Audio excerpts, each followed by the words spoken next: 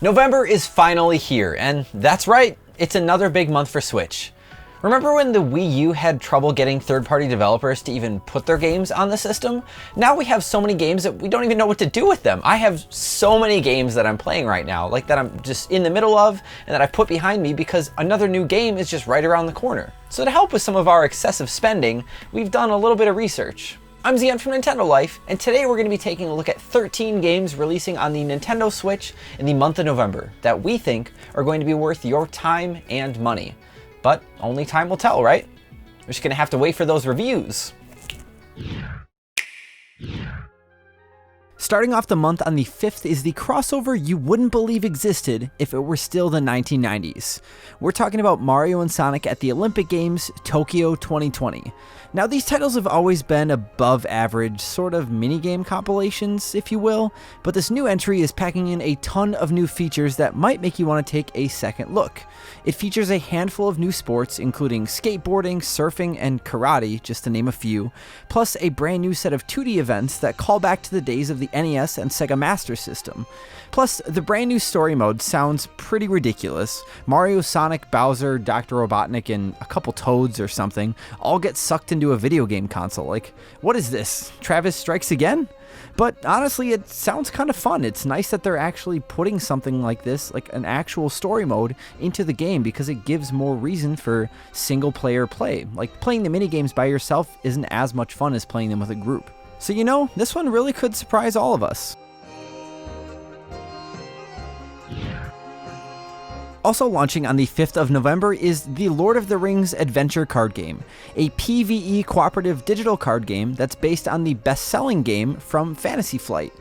You'll build a party of heroes and then theme your deck around them to take on various campaigns within the Middle-earth. Now, the story starts off right before Frodo embarks on his quest and covers a wide range of the timeline after that. So if you're a fan of Magic the Gathering or even the Pokemon TCG, this is looking to be quite the gem.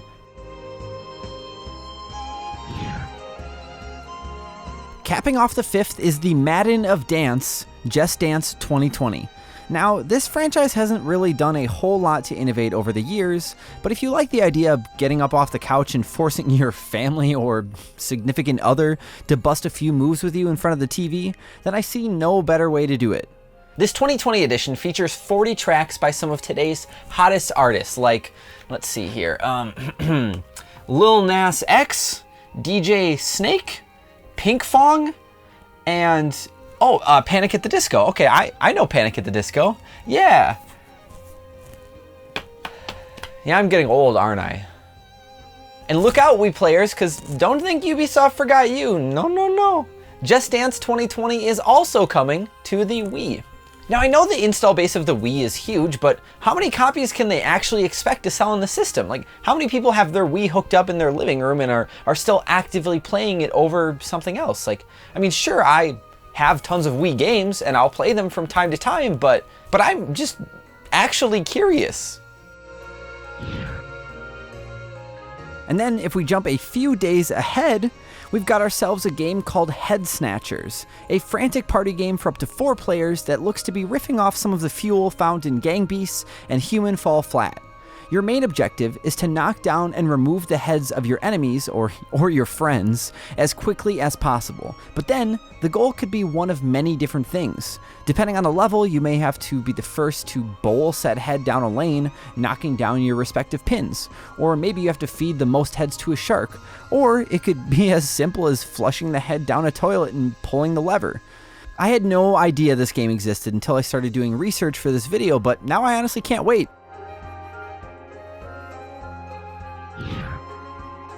And then the day after, on the 8th of November, marks the launch of a title I've been extremely excited about ever since its announcement, New Super Lucky's Tale. A platformer that is fully embracing its roots, but is also trying to carve its own path with a unique story, tons of collectibles that are actually a lot of fun to collect, and tight controls too, which is extremely important when it comes to platformers. Now, Lucky's Tale has previously appeared on rival platforms, but this new iteration is bringing tons of new features to the table, including new camera controls, new story beats, new levels, and so much more. We had the chance to go visit the studio behind the game, Playful, a little while back, and we walked away from the game impressed by all the improvements. If you're curious to learn more, we'll leave a link in the description below for you to check out our exclusive gameplay session we had with a few of the lead developers on the game. And now, of course, reviews aren't in yet, but we fully believe in you, Lucky, and we can't wait to see how you turn out. Also launching on the 8th of November is a game I hope I'm pronouncing correctly, Disney Tsum Tsum Festival. A big old minigame compilation crammed full of cute Disney characters, including one of my very favorite characters, Stitch. And then, of course, since it's being published by Bandai Namco, they also threw in Pac-Man, because why not? I've seen toys like this on the shelf at my local Target, but apparently these are so big in Japan that not only are they releasing this game, but they're also releasing a special Tsum Tsum themed Nintendo Switch to commemorate its launch. The minigames included in this package look like they could get stale fairly quickly when playing alone, but thankfully the game not only features local co-op and versus modes, but also supports online play, so you'll never have to play Tsum Tsum alone if you don't want to. And it also seems like a really good game for kids too. So don't sweat it if you feel like you're not the target audience. That's perfectly fine. And then closing out the 8th is the latest entry in the Detective Puzzler series. This is a really long title. Layton's Mystery Journey, Catriel and the Millionaire's Conspiracy Deluxe Edition. The Layton games are full of bite-sized puzzles that can easily be picked up and put down whenever you feel. It fits the Switch to a T. Now, Catriel is no stranger to Nintendo, as this same journey first appeared on 3DS in 2017, but is now seeking another chance on Nintendo Switch with new puzzles, enhanced visuals, and all of the previously released DLC. And if you've never played any of the previous Layton titles, you won't really be missing out on many story points either, as this is the first title in a brand new line of Layton games. It's a perfect stepping stone. Have you ever noticed that we essentially have simulator games for just about everything these days? We have Farming Simulator, Goat Simulator, and now you can finally live out your honey cultivating fantasies in Bee Simulator. Excuse me, Zoltan. The true Bee Simulator came out on the Wii in 2007! And you call yourself a true collector. This third-person adventure game puts you in the body of a bee and tasks you with saving your hive from meddling humans. And when you're not busy collecting pollen and fighting off intruders, you can explore the world in its co-op mode or race against each other if you want to. Which, I'm not sure if bees really host race competitions IRL, but I guess I don't really have any facts to disprove that, so I'll bite.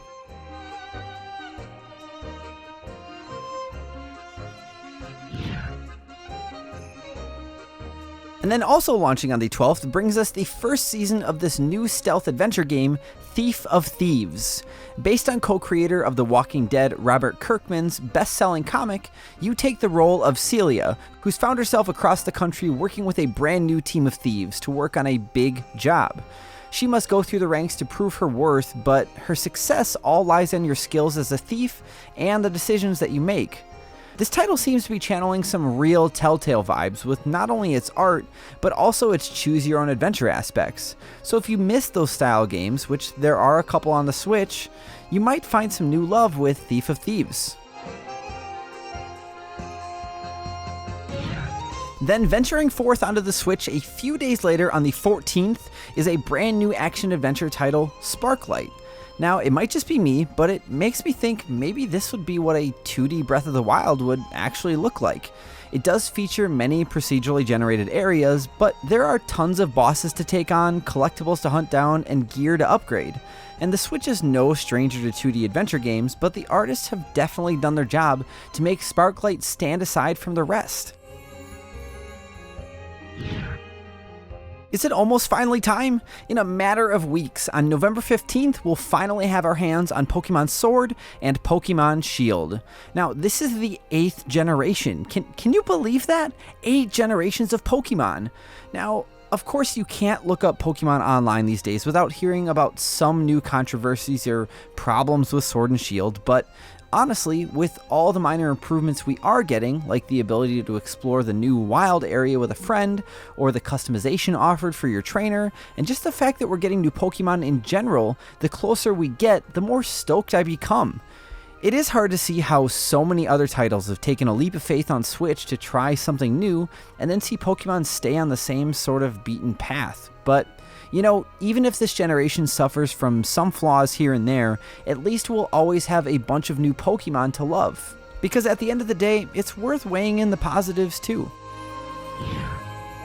And then following up that behemoth of a franchise is another well-loved series that actually had its roots in card games, Munchkin Quacked Quest. This 4-player dungeon crawler isn't trying to be the next Gauntlet or Enter the Gungeon, it's blending those elements with the wackiness of its card game counterpart. Each room in a dungeon is randomly generated, along with its objective. So some rooms might ask you to simply defeat all the enemies, where others could ask you to survive the room with the least amount of health, or only defeat enemies by throwing them off of a ledge. It puts a really interesting twist on the genre and could lead to hours of gameplay if you and your friends are up for it. And then finally finishing off our list is a new action RPG from the makers of Moonlighter called Children of Morta. The game follows the story of a family simply trying to protect their land, and just like the Stark family, each one of these characters has their own strengths and weaknesses that make each of the 6 characters a worthy choice for battle. The game does single player just fine, but you can also enlist the help of a friend with its simultaneous co-op mode, and its procedurally generated world will make sure that no journey is ever the same. And look at those graphics, man. My backlog is so huge already. How are we supposed to do this? How are we supposed to keep playing all these games?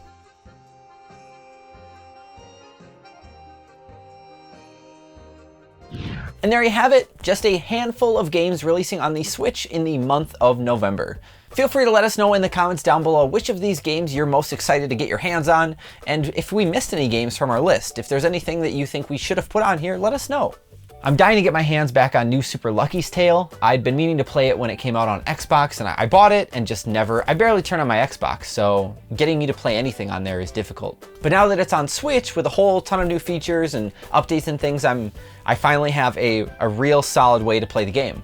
And Pokemon as well. Like I said, the closer we get to it, the more excited I'm becoming, just because it's a new Pokemon. There's so many cute little pals, and there's gonna be tons of like real gyms again now. Like I skipped out on Sun and Moon, and maybe one day I'll go back to those. But now I know I might catch some heat for this in the comments, but my starter is going to be Scorbunny, so let me know in the comments which one you're going to pick as well. And of course, if you enjoyed this video and you want to see more of our content, then why don't you snag a Pokeball of your choosing and toss it at that subscribe button, and ring that notification bell to be notified whenever we release new videos. You'll be the first to see them. Thank you all so much for watching. I'm Zion from Nintendo Life, and we'll see you next time.